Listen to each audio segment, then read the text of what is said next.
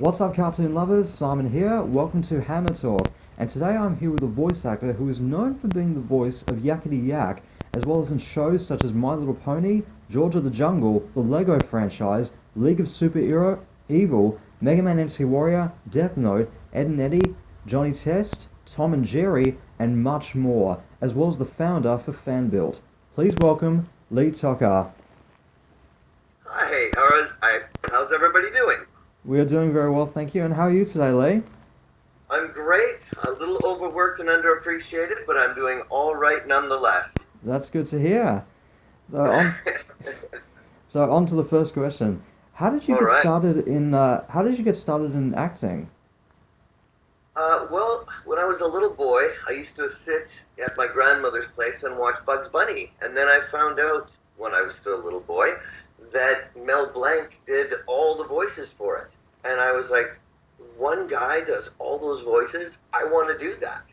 And so I just started making voices, and before too long I was going to talent shows and doing, Bugs Bunny impersonations and Kermit the Frog, Kermit the Frog here and all that stuff, and just a little kid though doing them. And then I started doing stand-up comedy. When I left home, I did stand-up comedy, and then that's how I kind of paved my way to get to Vancouver from my hometown of Kelowna. And when I got here, I did stand-up comedy to pay my rent, and then I started getting auditions, and that was it. But it was Bugs Bunny that got me into it. It was Mel Blanc and Bugs Bunny. Fantastic. And Yeah. as you mentioned before, with you being doing stand-up comedy, has being a stand-up comedian helped you in terms of your voice acting? Well, yeah, you have to be a bit of an improver. You've got to be pretty quick on your toes and coming up with funny things. Unfortunately, you've caught me on a day when I'm absolutely knackered. So I'm so tired and exhausted. They had me on a double shift. I've been double shifting from cartoon to cartoon, but usually I'm much funnier than I am today. But being funny on your feet and coming up with things off the cuff, having a good sense of humor, and you have to have a good sense of timing in order to make voices come out of your mouth, because the ear wants what the ear wants. Indeed, it does. And Wow. So can I ask you a couple questions? absolutely. So tell me what part of Australia are you in? I'm from Melbourne, Australia. Okay, I've never been to Melbourne, but I do have some friends that live in WA, in Albany, and so I have flown there 3 times over the last couple of years, and so I know Perth quite well, but I don't know the other side very well. Mm. The one thing I do know about Australia is that Australians do not like when North American people try to do an Australian accent. I don't know what it is, but I don't know if anybody really does. I know, like, I get some friends in Dublin. They hate when I try and do a Dublin accent.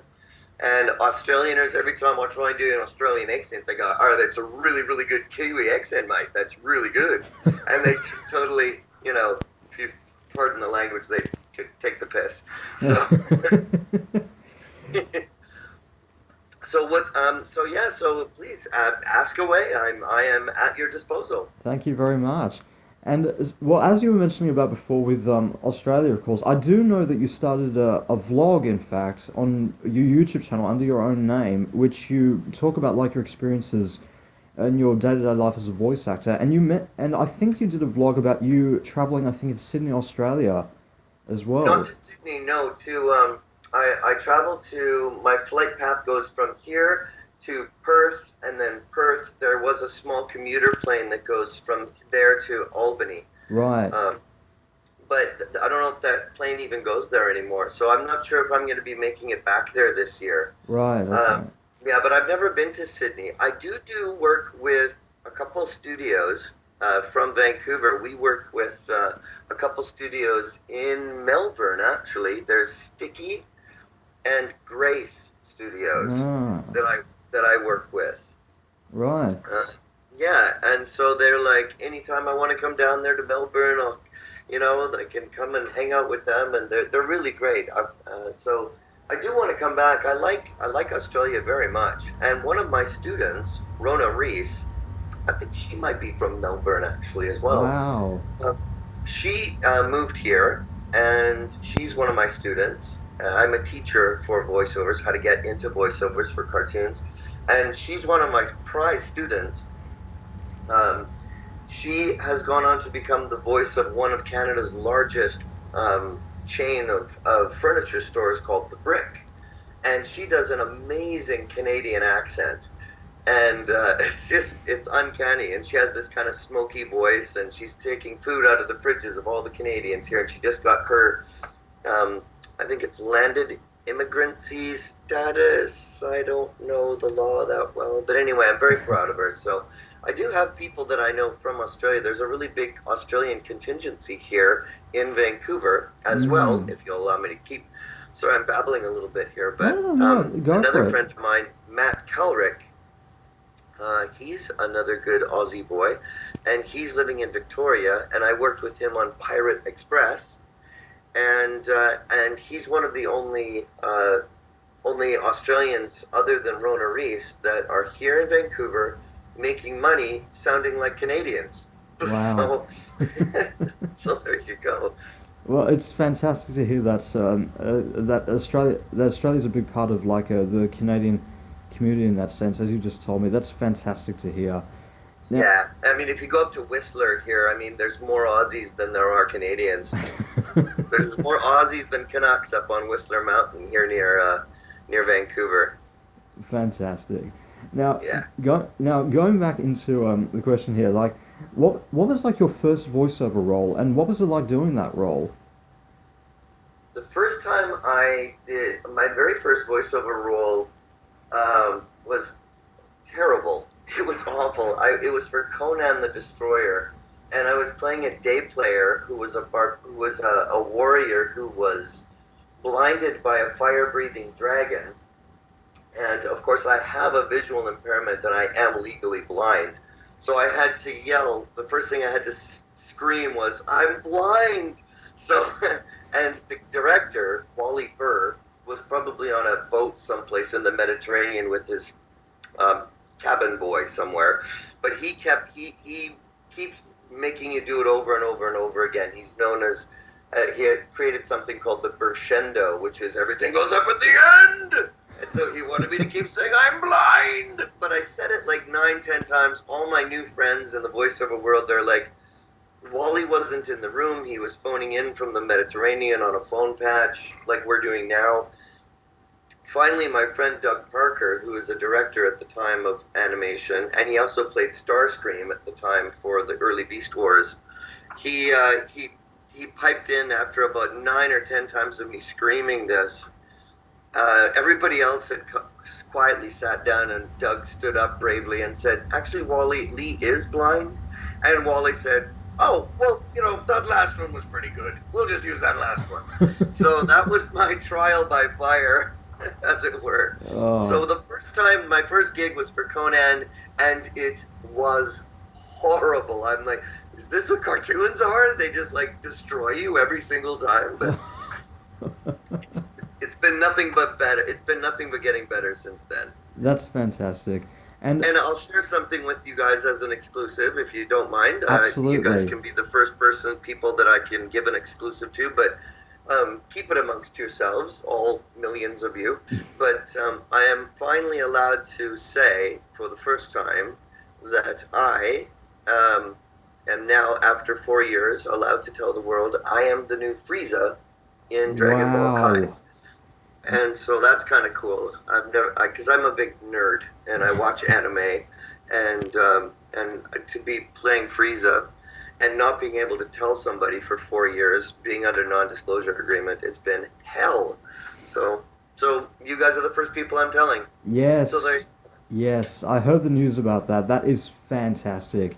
How yeah. ecstatic were you to find out that you were cast as the voice of one of the biggest Dragon Ball Z villains in one of the most popular anime franchises of all time? The first thing I did was I went to the liquor store and I bought a bottle of whiskey for the casting director over at Ocean Studios, And they were quite appreciative of that, I think. But I think it aptly reflected my thanks and appreciation.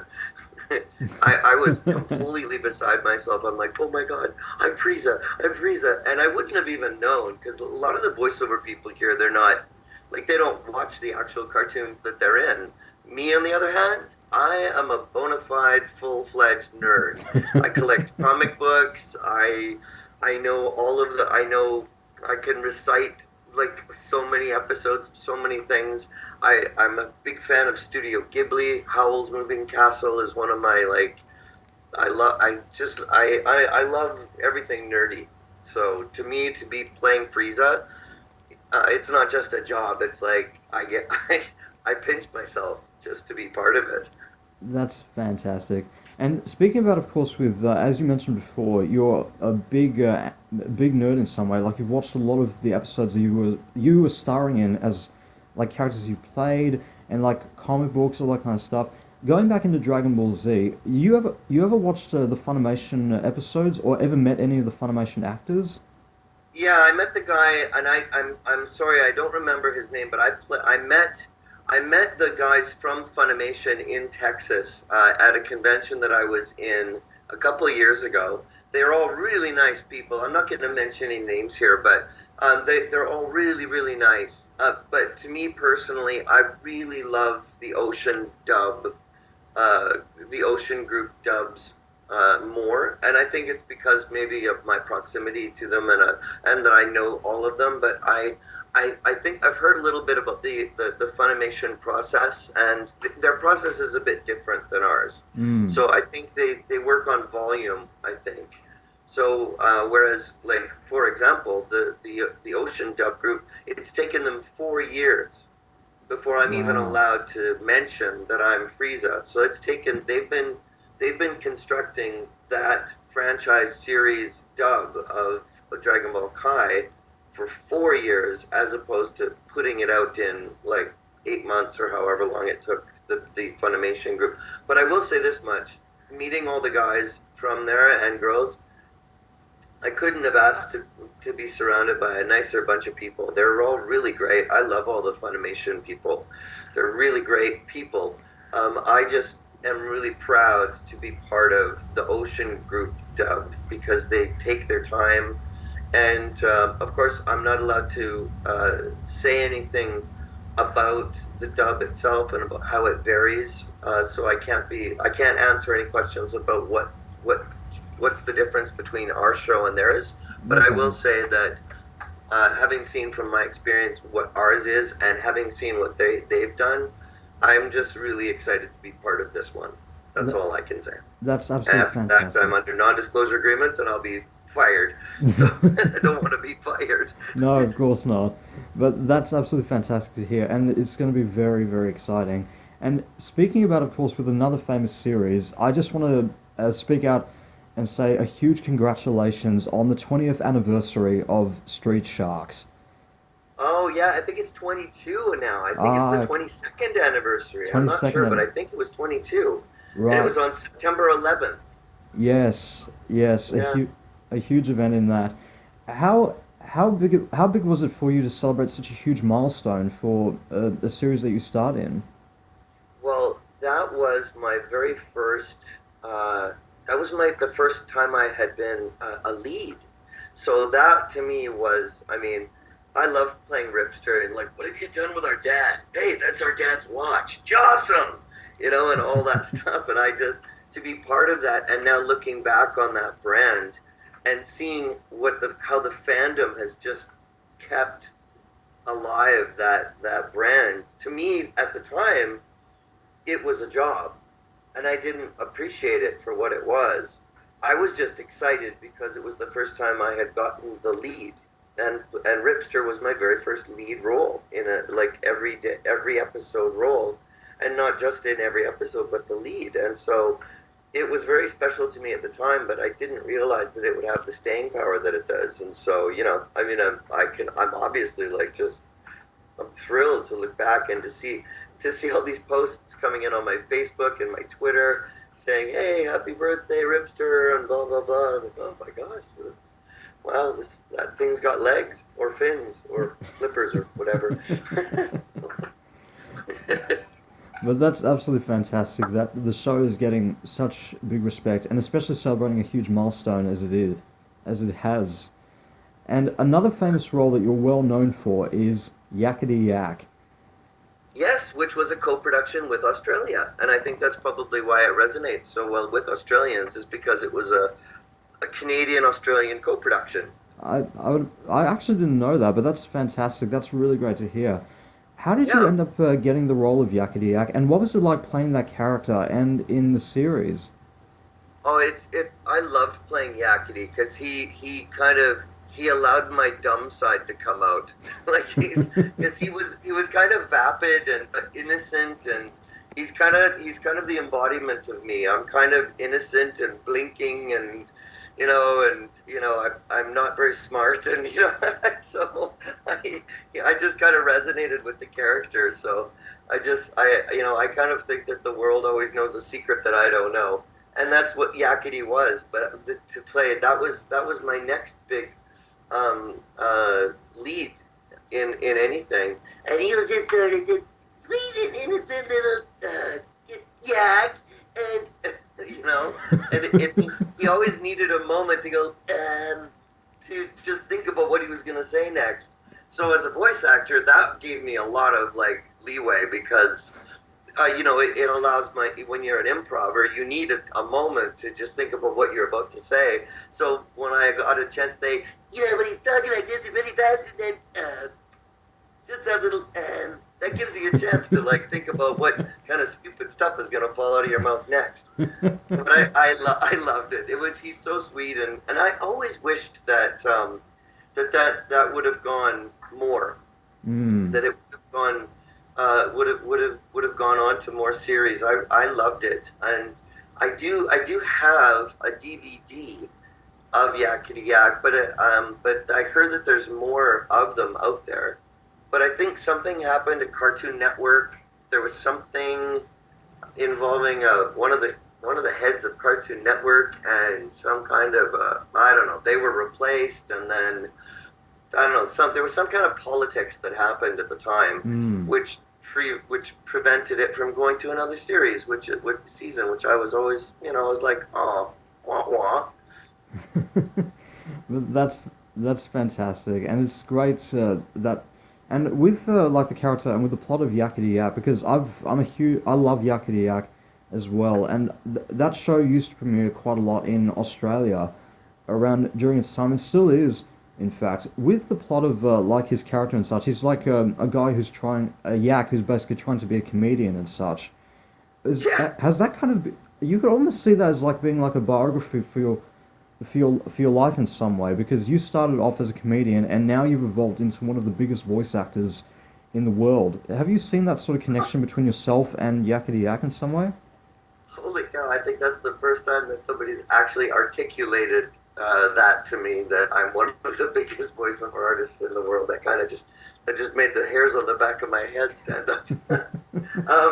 Yeah, if that's what my perception is, yeah, I mean, I did start out in comedy, but that's only because I'm kind of a silly bugger, and I just wanted I wanted an avenue to to make funny voices, and when you're living in small town Kelowna, there's really no avenues for somebody to do lots of voices, and so I just really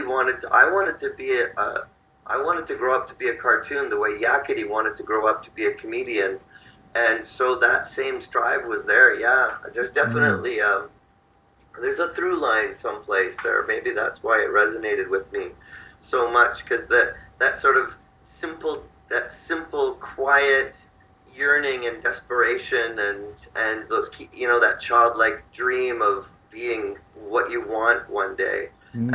and in the face of all odds, somehow managing to get there. you know, Adversity be damned, kind of thing. That's fantastic. And Yeah. another role that you're also best known for is the title character in Georgia the Jungle. What was it like doing that series? And did you ever get to meet like Brendan Fraser? No, No, I never met Brendan Fraser, but unfortunately, he never met me either. So I think that we're both kind of sad. Mm. So no, no, it was a show that was done here, and it was Jay Faulkner who was the point man on that. He was the show director, and they weren't even going to audition me for it. And the first round of auditions came around, and I didn't get a call for it. But I happen to, because I'm an artist as well, I hang out with animators. And so, unlike the other voice actors who just look at it maybe a lot like a job and, an extension of comedy, I am actually an artist as well, and so I like hanging out with the people behind the scenes, or in the trenches, as they say, in the art world, in the animation world. So I knew Jay Faulkner already, and so I went to him. Well, first of all, bribery gets you everywhere. I went to a bookstore, and there was a book that I saw there on it was huge, beautiful book of jungles of the world. And by the way, one of my favorite pictures in there was a Tasmanian old-growth forest. And I do have family in Tasmania. I don't know if anybody knows that, but I got him this book and I bought it for him, and I put it on his desk, and I said, Jay, I want a shot at this. I think I'm George, but nobody will give me a chance. And so he's like, oh, well, okay, we have callbacks coming up. You could try out then. And I'm like, okay, that's what I like. And then I just went in, and it was basically just me, but a little dumber. Oh. So I was just me, but a little bit dumber. And like I said, I come into this world not very smart anyway. So I just know how to make funny noises, and that resonated, I guess. So a bottle of whiskey for Ocean Dub for Frieza, and a big book of jungles for Jay Faulkner, and there you go. That's fantastic. I know what side of the toast the butter goes on. That's fantastic. And yeah. you're also best known in a whole range of other shows, as I mentioned before, like My Little Pony, Ed, Edd and Eddy, League of Superhero, Johnny Test, and Tom and Jerry as well. What was like your favorite show to work on, personally? I really, really loved working on League of Super Evil, playing Dr. Frog, And Dr. Frog was based loosely. I don't know if anybody's following Lee Tockar on Twitter, but if you're not, please do. But I put onto my Twitter and to my Facebook the other day when Gene Wilder passed away. And Gene was one of my comic idols. He was in Blazing Saddles. He was Young Frankenstein. He played Dr. Frankenstein. But his character in Young Frankenstein, when he screamed, "It's alive!" was basically what I did for Dr. Frog. Dr. Frog was a combination of Ren Hoek from Ren and Stimpy, Peter Lorre from Casablanca, or, well, the Maltese Falcon, or basically anything Peter Lorre did. He was all creepy, big, buggy-eyed thing. And Gene Wilder.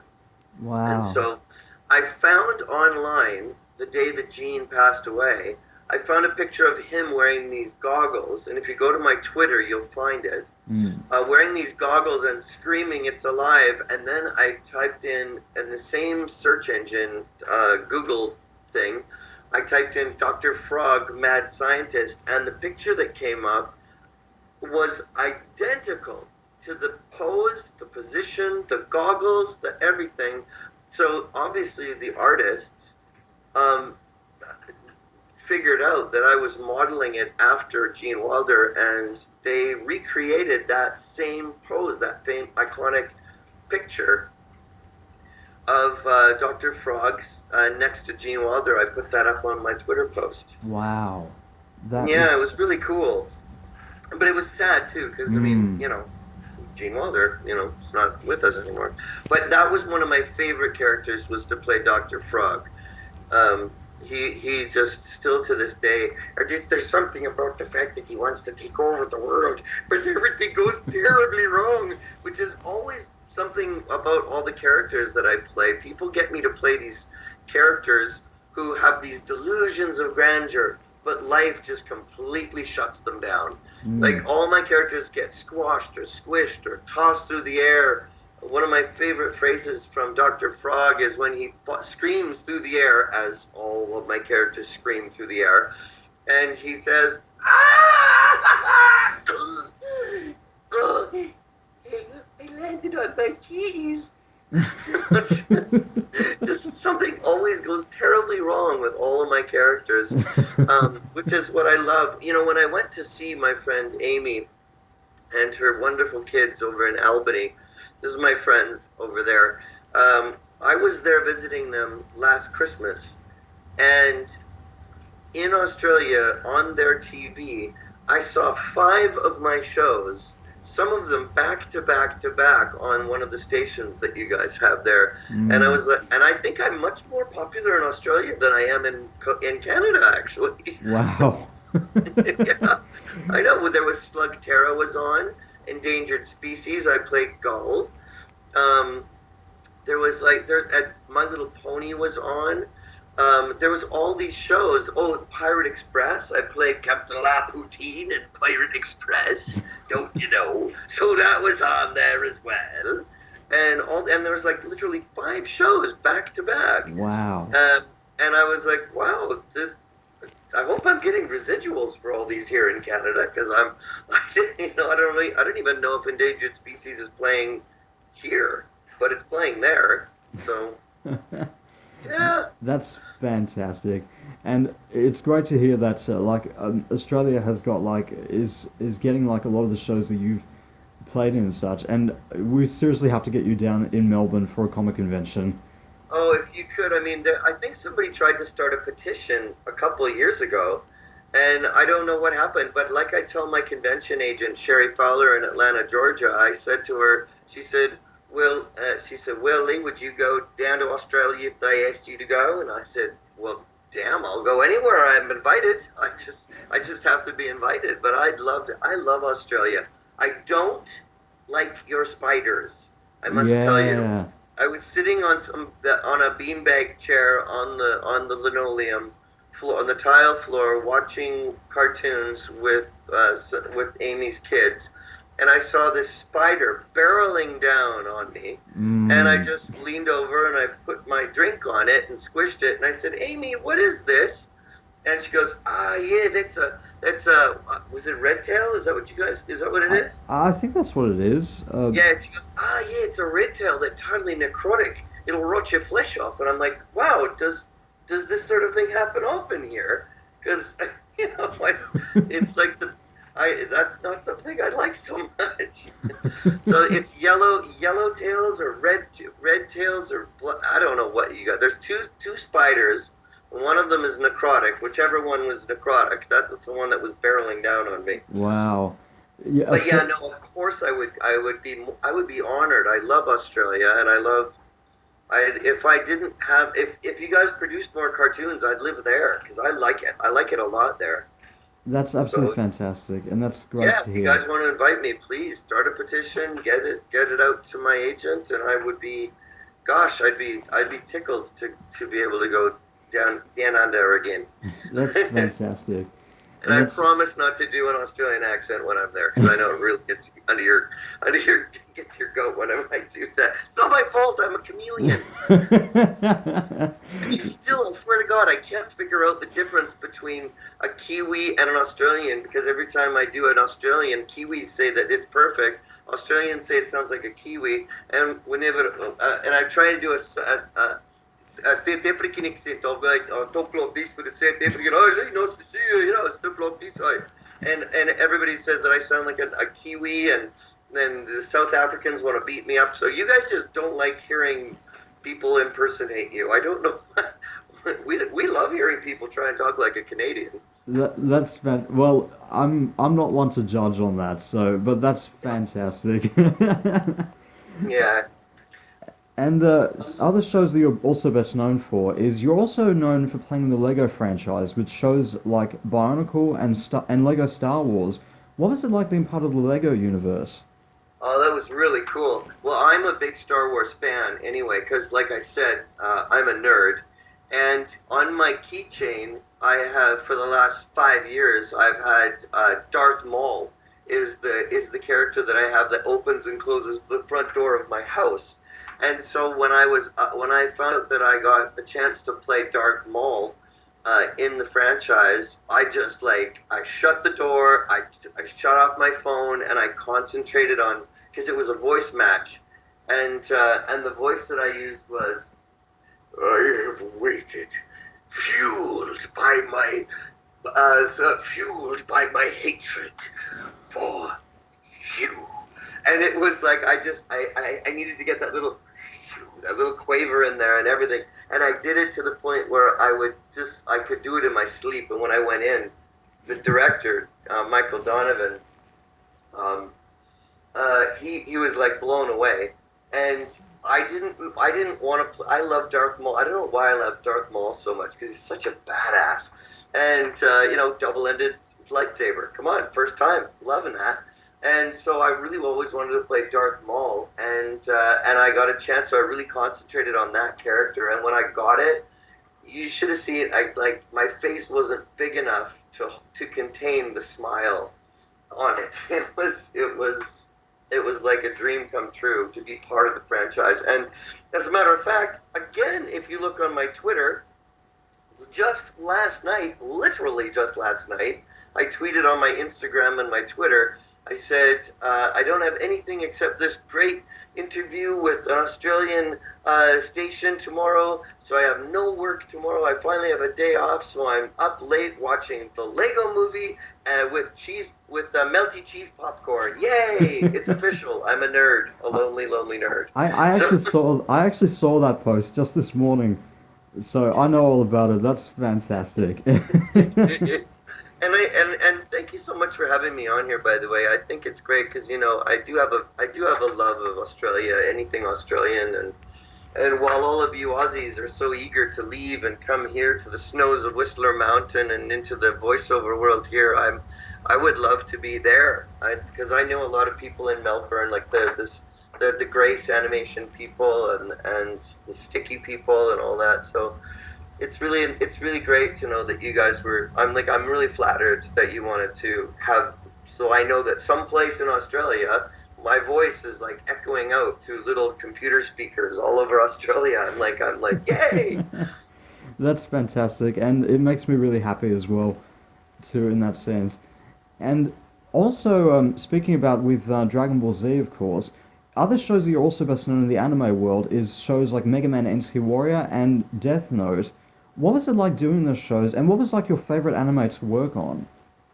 Well, I liked playing Higsby. I wish I could remember what he sounded like, but I had a lot of. I think it sounded a lot like me playing Higsby on Mega Man, and I also played Woodman and a couple of the other characters. But to be honest, the Death Note thing, I was away for the original auditions for it, so a lot of the bigger characters were already taken. But it's not really my brand. Like it's the character I played in Death Note. I did play one of the original Death Notes, but I played the guy.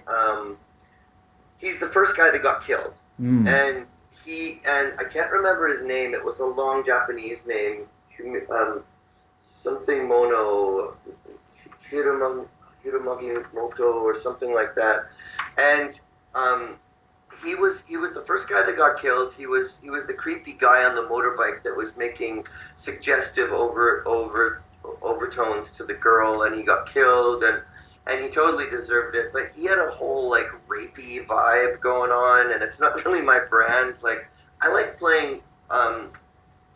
If I keep playing anything Studio Ghibli, if anything that they want, if they're out there in the world, I would love to be part of anything that they do because Howl's Moving Castle is some of my favorite anime looking, like anime dub stuff, and I love that. And Dragon Ball Kai is great, I love that. But Death Note is not really my brand. It's a little too hardcore for me. It's a little dark.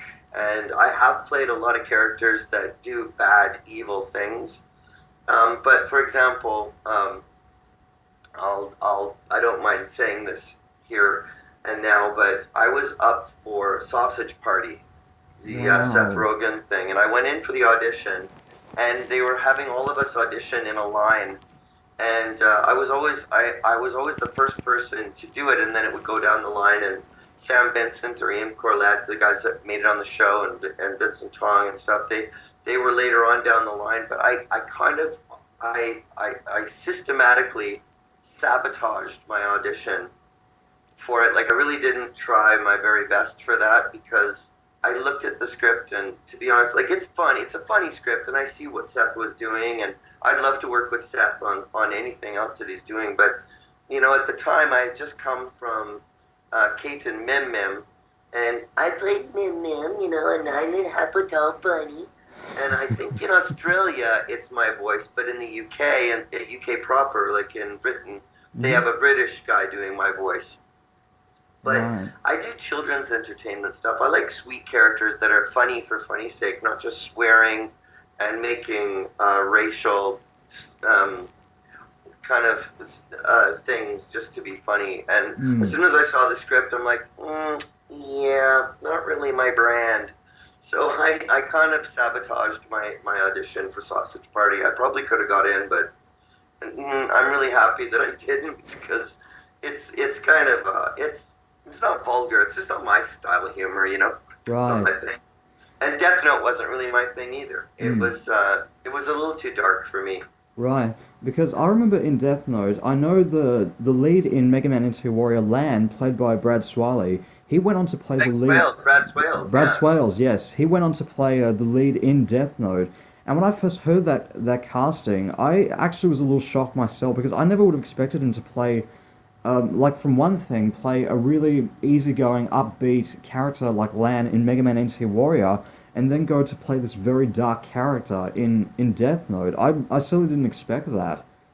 Yeah, I mean it really, but again, as a voice actor, it's a job. Mm. It's you go in and you realize that you have to be aware, like, that we, it's paying your rent. You want to keep food in your fridge, and this is what we do for a living. It's just that I have certain standards that I can't.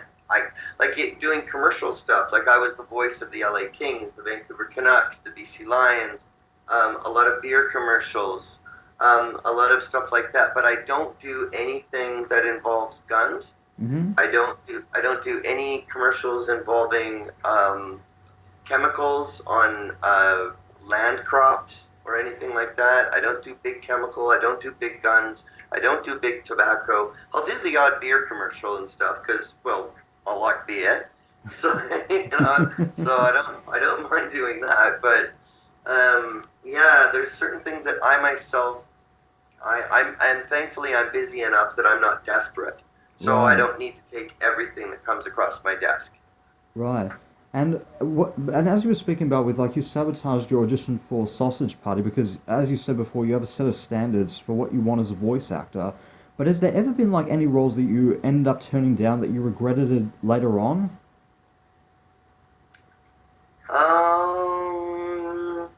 No, no. The rest of them, I've been very honored. There's been roles I tried for that I didn't get, that I was regretful I didn't get. But no, I tried to get the role of Tarzan in the new Tarzan cartoon Mm. just last year, and I didn't get it. I was shortlisted for it, but I can't remember who got it. Somebody in Vancouver. But I also play King Kong in Kong of the Apes on Netflix. And so, because I'm already George of the Jungle and King Kong now, I thought if I get Tarzan, that's the perfect trifecta, right? I thought that would have been awesome. So I was kind of bummed I didn't get that. But no, I'm very happy to get any role that anybody wants to give me. Right. And Yeah.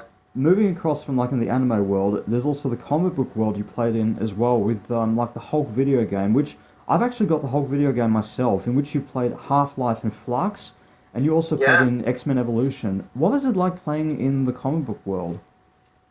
Oh, I mean, to me, my nerd side just gets all tingly. I mean, I love it. Anything that has to do with the Marvel universe is amazing to me, and yeah, I was just tickled. I mean, the thing about video games is I have to be very careful because a lot of times I do characters that are very delicate in my voice, and so they're like high pitched, or you need a lot of range to let your comedy come out. Mm. And when you're doing big video game stuff, there's usually a lot of screaming, a lot of death, a lot of like gunfire, a lot of war, and so you end up at the end of the day, like I was in Warhammer 40K, and myself and Warhammer 40K, when it came to Vancouver, it took out literally the entire A-level actors, all the men in town for about 2 weeks. Nobody could Wow. talk after that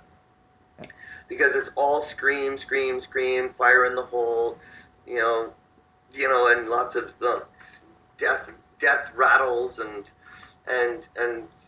blowing things up and scream. It's just lots of screaming, and so Mm. I can't do both. So I have to be very careful about taking on video games. And I'm not a big gamer. I'm a big comic book guy, but it's the one side of my nerddom that I haven't yet explored. I was thinking about trying No Man's Sky, but now I've heard that No Man's Sky is like it's getting mixed reviews because I want to be in a place where I can just trip around and look at really cool stuff and not have to worry about blowing things up and just seeing the artwork and living in that world and pretending I'm in another place, and the escape is part of it. But I heard that No Man's Sky doesn't really work properly, and that even if two people plan to be on the same planet in the same coordinates, they never actually physically see each other on their consoles. So they say it's a multiple player universe, but it's really not. So Right. I'm like, I'd like to go and hang out and do. I don't know. I thought about being a WoW guy too, but then I see some of my friends that have immersed themselves so deeply into it. I know my buddy Scott McNeil, when he was really into WoW, I mean, we wouldn't see him for days at a time.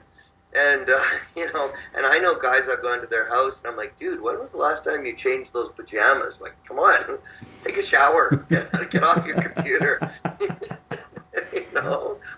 Wow. And as you were mentioning about before, with doing a lot of roles that had a lot of screaming in it, was there ever a point, like for any of the roles you've ever done, like you've strained or took your voice like that a little bit too far?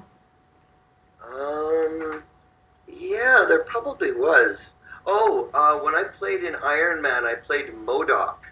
And Mm. oh, and I played Terminus in one of the things. I can't remember which one that was. It Iron Man, or I can't remember which one Terminus was.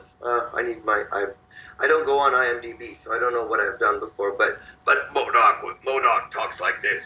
Designation Iron Man, expendable. And so screaming like that and talking like that over for a very long period of time, and eventually every other voice that I do sounds just like this. Like I just come home and I'm like, "Hi, everybody." It just stays with you. So I have to be careful. Yeah, Terminus and Modoc, those ones really hurt. And sometimes doing Dr. Frog, because he ended up screaming a lot. Mm. I would go home and yeah, I'd have to rest my voice quite a bit. Yeah, I would imagine. And of course, with the upcoming role as Frieza in Dragon Ball Z, and the Dragon Ball franchise has been known for having a lot of screaming in it. So, Oh yeah, Frieza. I can't really say anything about it, but I will say that Frieza screamed a lot. yeah. Yeah, so he was one of the other ones that really. I almost lost my voice a couple times, but just let that be a teaser that you guys should all wait for the show and watch it, but you can't ask me any questions about it. Of course. All I can say is that Frieza screams a lot. But well, I'm really excited to see the new Dragon Ball series coming out. It's going to be fantastic. And as an actor, aside from being an actor, you're also the founder for FanBuilt. How did FanBuilt come about?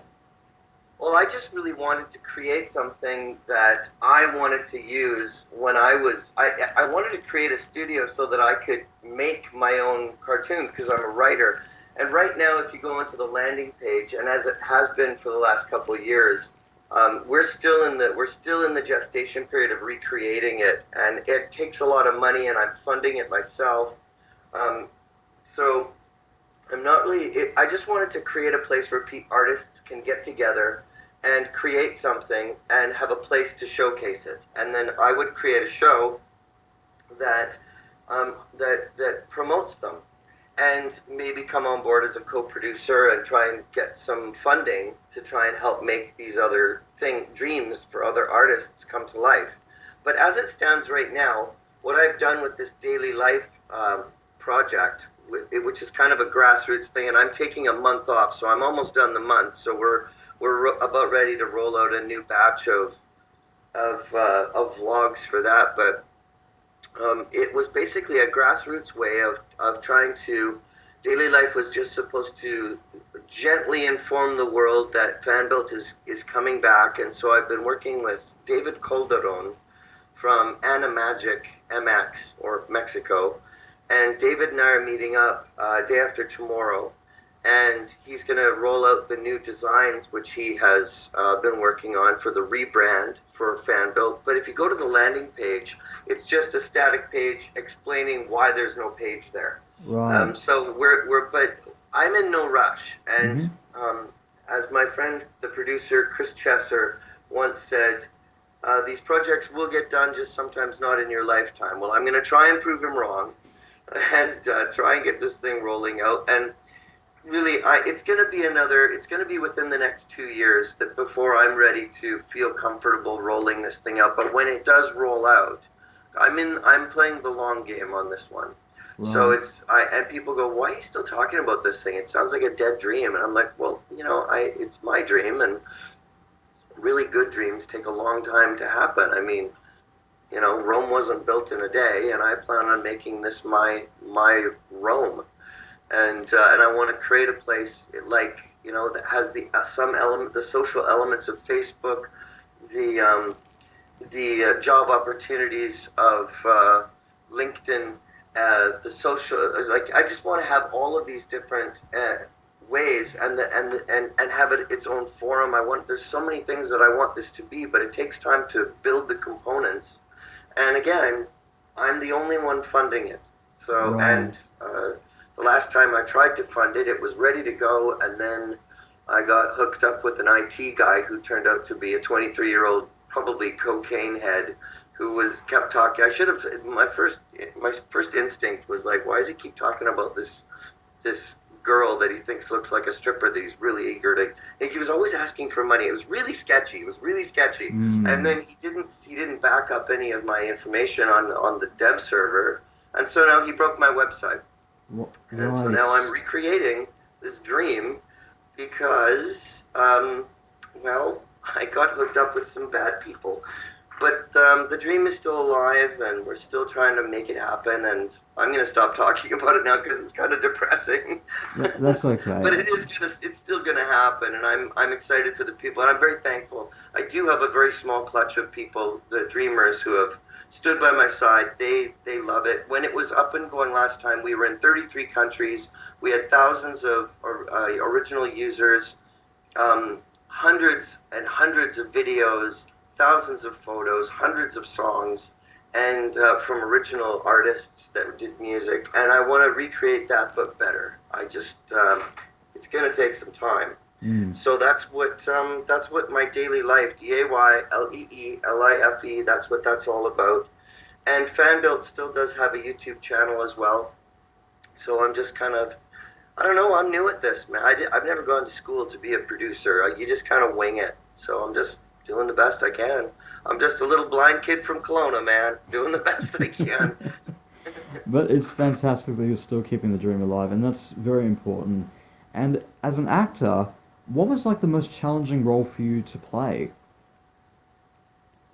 The most challenging. I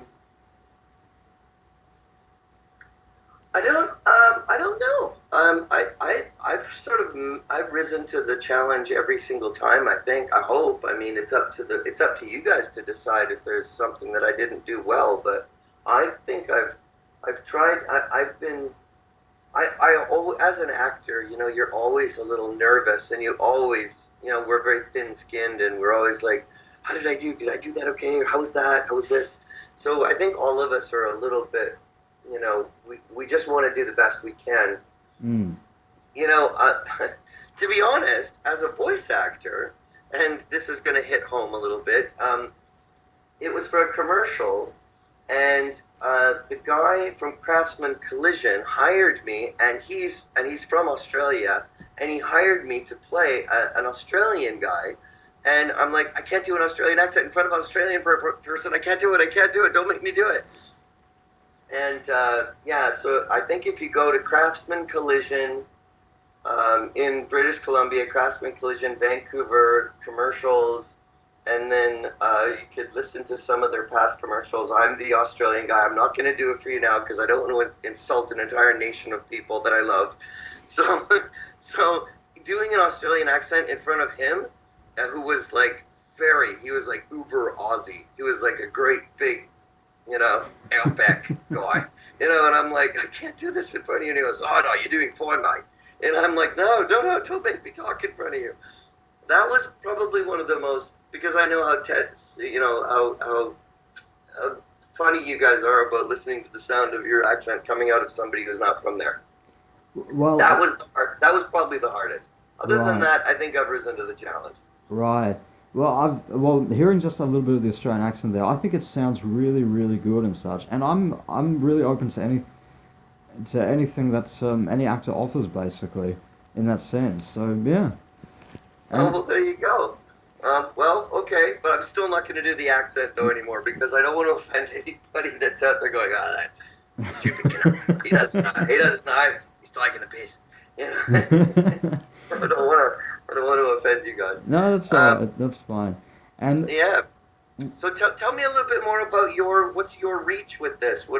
Tell me more about what you're doing and about this, where's this interview going to go? I want to know. I mean, I'm really happy. I've seen your tweets and stuff, and I've seen your stuff, and I'm happy to help out, but I want to know what's your reach with this? Well, I think the reason why I started HannaTalk in the first place was kind of like, I'm a musician myself, of course, but I also have this other love for, pop culture and such, and going back to, I'm a huge anime lover myself, and hearing about like all the different, voice actors that have like voiced all these famous characters and such, and characters that I grew up with listening to, I thought I wanted to explore another side of myself because I love doing interviews and such. I want to become like a radio host in some way, as well as being a musician and such. And so that's something I wanted to explore a little bit and explore into an area that generally the whole entire world almost seems like it's just pushing to the side in some way, if that kind of makes sense in that sort of way. That's the reason I kind of started HannaTalk. Excellent. Well, I love it. Yeah, I see your picture come up on Skype here. You're playing drums, or you got a drumstick in your hand. You're singing into a microphone, and you look like you're rocking out. That you got to live the dream. And it's not just also voice actors as well, but I also interview musicians as well, and also just do impressions on my YouTube channel just for a bit of fun as well. But mainly the reason I just explained about with HannaTalk, that's the reason why I started HannaTalk in the first place, is just explore another side of myself that's not just about, with music and such. There's a whole other side to myself as well. Just like how you have with, aside from being a voice actor, you're a visual artist as well. Yeah, right, yeah. So that's the main reason. Excellent. And and anything I could do to help, and maybe if I can ever get down to, down under again and come to a convention, we can, I'll take you out for a beer. There you go. That's fantastic. And was there ever like a role or a character that you ever wanted to play or ever wished that you played? Yeah, I really wish that I could have played in the Baby Looney Tunes. Sam Vincent ended up getting Baby Daffy and Bugs Bunny, but I always really wanted to be in the Baby Looney Tunes or anything kind of Warner Brothers related with their Looney Tunes, because that's what got me into voice acting. Right. And as well, anything Muppet related. I really wish that I could have had an opportunity. I wish that I would have been alive to meet, well, I was alive at the same time as him, but he passed away before I could meet him, was Jim Henson. I really wished I could have been a Muppet. because I did study puppeteering underneath somebody that worked for Jim Henson's the studios, and so I did study puppeteering, and I always kind of wanted to be I wanted to be a Muppet, and I always wanted to be, in the Bugs Bunny and Warner Brothers world. But no, other than that, I think I've been just very fortunate along the way, just to be where I'm at, in the place that I'm at. Like I'm, considering that I ran away when I was very young, and I was in the group homes and foster homes, and I was a street kid, and I saved up my money doing anything that I could in Kelowna to take Greyhound buses from Kelowna to Vancouver whenever I heard about auditions. And then as soon as the auditions were over, I'd walk back to the Greyhound bus and wait there to go back home and repeat and repeat and repeat, just because I had this dream. I didn't even know what I was doing. It's just I kind of was like on autopilot. But the fact that I coming from, a pretty humble place, managed to this, and as well. I mean, like it's not, it's kind of a thing. I mean, being legally blind, it's kind of a thing. I don't use it as a crutch or anything, but I mean, I'm really honored that life allowed me to have these opportunities. I mean, like I'm blessed, man. For whatever it's worth. I mean, I don't know. I'm kind of I'm a man of faith, but I don't know what the religion is. It's just whatever thing got me here, I'm thankful to that. That's fantastic. And without going into any spoilers, as you've mentioned about with Dragon Ball Z playing Frieza, without getting into any spoilers, any other current or upcoming projects? Well, no, but I do know that I have heard that Dragon Ball Super, I think that's a new thing that's coming out. And there's some other things like that. And I mean, I can only hope that the people from Ocean will be able to get their fingers on something like that. And I can only hope that they like me enough that they will allow me to reprieve the role, keep the role of, to keep playing Frieza. That would be an honor for me. Like, they're great people. My friend Randy there that does the casting and stuff, and the directors, all the directors there, everybody from Ocean Group have been really kind to me over the years. So I don't want to say too much because I don't want to get them in trouble with their sponsors or the people that are producing the show. But I hope for all of our sakes that they get a hold of that the Dragon Ball Super, and I hope that I'm allowed to keep the role of Frieza going. I'd be greatly honored. Other projects, I'm working on something called Super Noobs right now. It's another Scott Fellows Productions who did Johnny Test. Now he's doing Super Noobs. And I play the Roach. And the Roach's voice is actually pretty tough to do too for a long time because he's kind of on the spectrum and he has a really gravelly voice. He talks like this all the time. So, so that's a hard one to maintain. So I'm working on that. I'm working on. Let's see, what else am I working on? Super Noobs, Endangered Species. Slugterra, or Into Shadows. That movie just came out in theaters. There you go. That's fantastic. And yeah. Final question: what do you think Yakkity Yak would say if he tasted Vegemite? I saw that question. Now I gotta tell you, I myself tried Vegemite.